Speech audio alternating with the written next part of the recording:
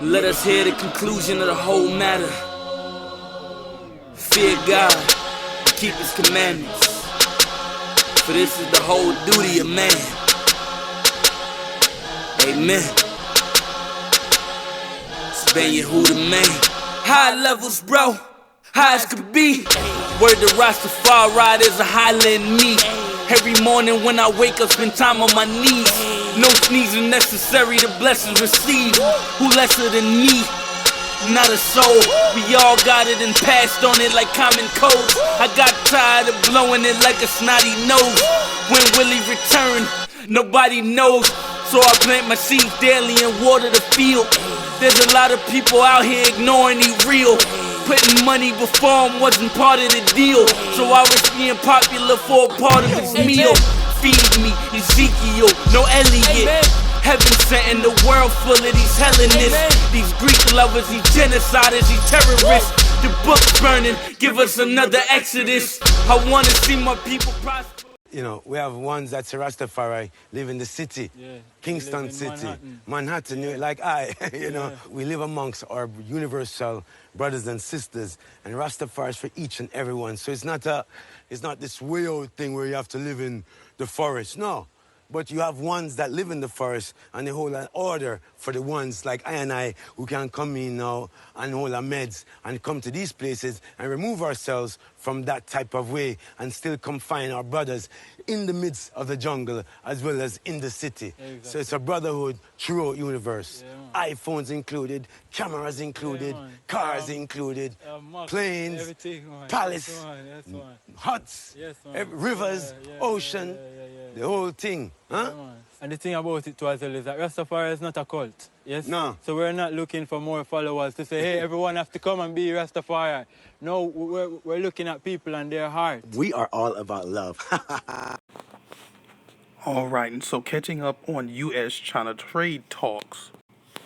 Here coming from Bloomberg on MSN, entitled U.S.-China to hold trade talks in October as mistrust remains.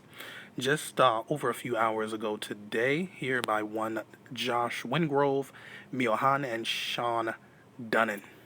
China and the U.S. announced that face-to-face negotiations aimed at ending their tariff war will be held in Washington in the coming weeks amid skepticism on both sides that any substantive progress can be made.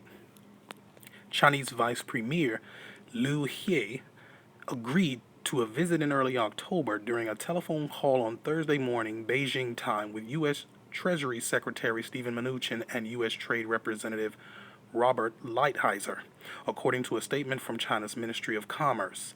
A cautious statement from the USTR's office confirmed that ministerial-level discussions will take place in the coming weeks without specifying when. Any meeting in the immediate future would take place against the threat of increasing U.S. tariffs on Chinese goods as President Donald Trump's administration is set to ratchet up levies on October the 1st. And in December, a rapid deterioration in relations last month has left global investors reeling amid increasing evidence that the conflict is harming the economy in both nations. Neither China nor the U.S. want to be blamed by the rest of the world for escalating the trade war and damaging the world economy, said Zhao Xiaoming, a former commerce minister or part of the commerce ministry official and diplomat. But the talks don't mean the two sides will inch closer or that their stances soften. The Chinese Commerce Ministry said lower-level officials will have serious discussions this month to prepare for the talks, which had originally been expected to take place in September. The USTR said in a statement that deputies will seek to lay the groundwork for meaningful progress. Both sides raised tariffs on September the 1st. In the latest round of retaliation, the U.S. plans to add more tariffs on October the 1st, and then both nations will increase them again on December 15th unless there is a breakthrough. European stocks and U.S. equity futures jumped on Thursday, tracking a rally in Asia. Haven assets, including the yen, or the Japanese yen, gold, and treasuries, retreated. The trade war has become a real stalemate. The U.S. has more economic advantages while the Chinese political advantage is more obvious, according to a commentary on Thursday afternoon in the Communist Party tabloid Global Times. Both sides face the choice of whether to continue the lose-lose situation or to reach a deal with compromise from both sides, it said. The bigger impact is on China in our estimates at this point.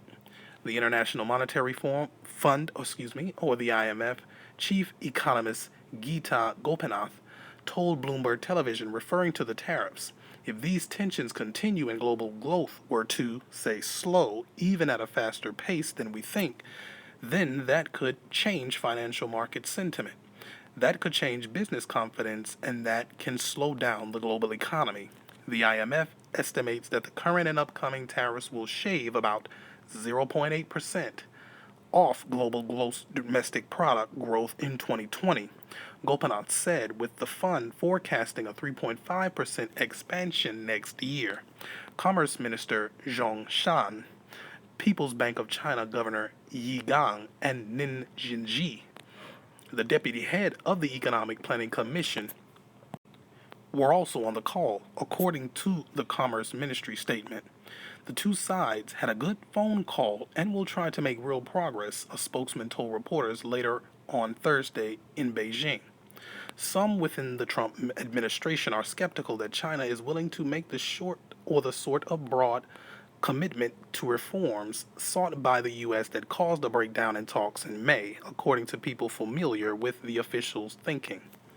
Others have become increasingly focused on trying to calm financial markets and forestall any further economic fallout in the U.S., where Trump's tariffs and the uncertainties surrounding the trade war are being blamed for a slowdown in manufacturing. It is unclear if the two sides will go back to a May draft agreement, as the U.S. has been seeking.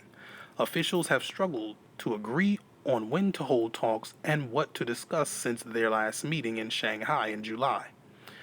While Trump's administration ratchets up the tariff pressure, China is having to add stimulus to support its slowing economy. On Wednesday, the State Council signaled that a reduction in the amount of funds banks have to hold in reserve is on the way. No one is holding their breath with regard to the talks, said Chua Hakbin, an economist at Maybank Kim Ing Research in Singapore. Investors are slowly coming to terms that a trade deal is increasingly remote, with both sides talking tough and preparing for a long battle.